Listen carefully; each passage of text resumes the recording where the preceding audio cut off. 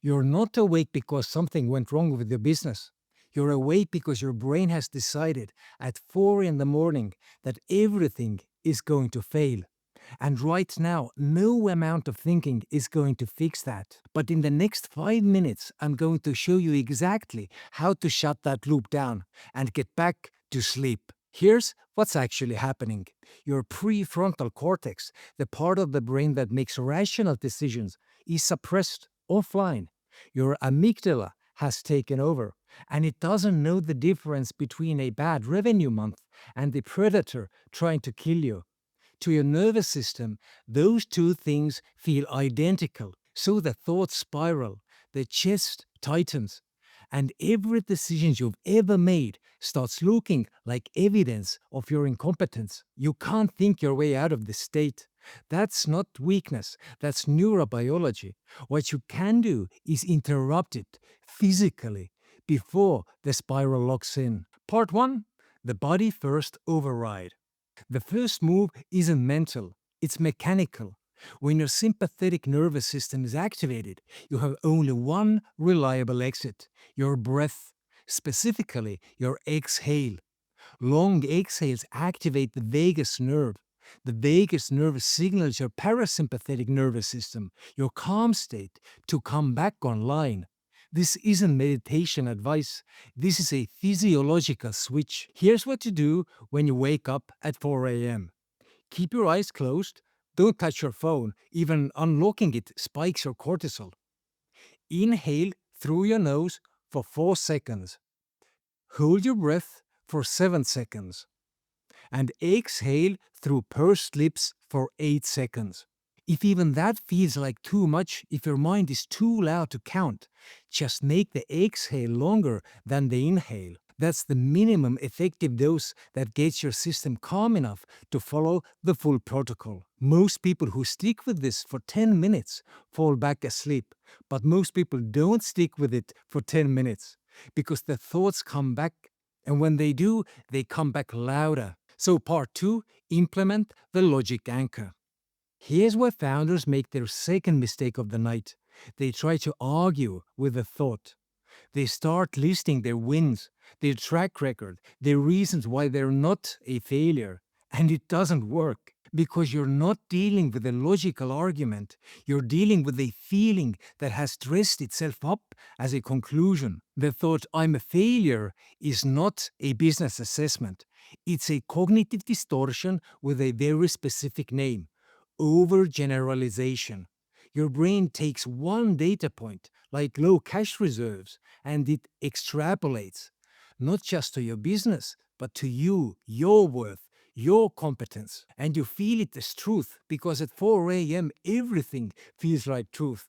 So don't fight it, audit it. Ask yourself one question: is this a fact or a feeling? Fact: the company has 3 months of runway.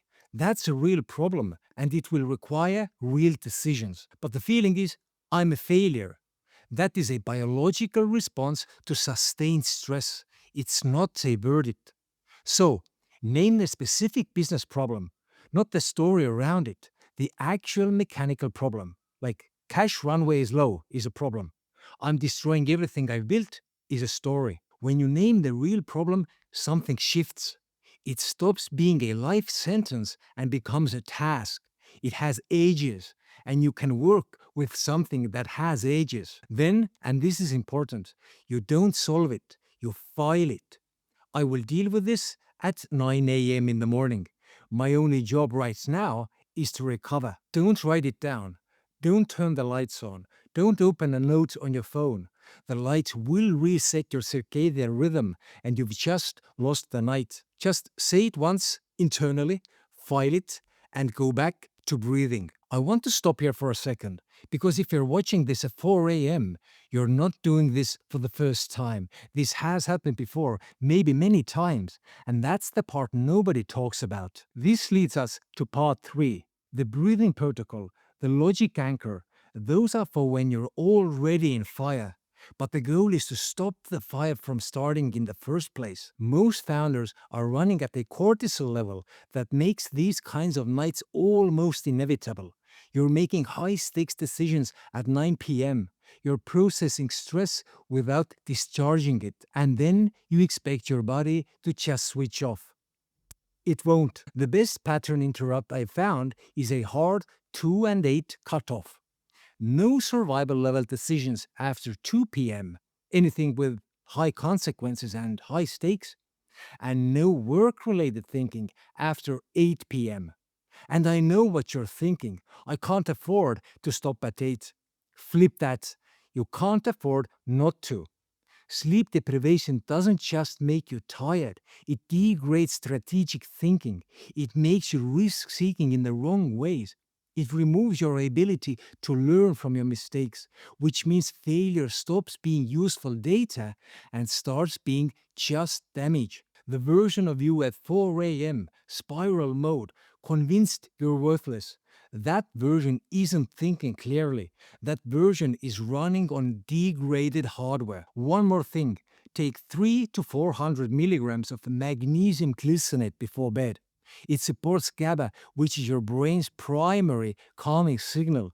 It's not a miracle, but just a lever worth pulling. If you're watching this right now at 4 a.m., do the breathing, do the audit, and go back to sleep.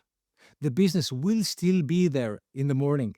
The decisions will still be there, but you'll be able to actually think about them. That's the whole point.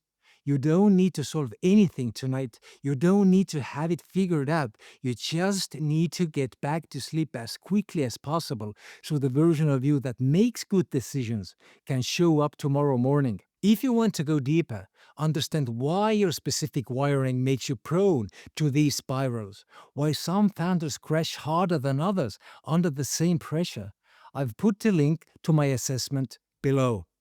It maps how you're built to process stress and where your particular blind spots are. Take it when you wake up.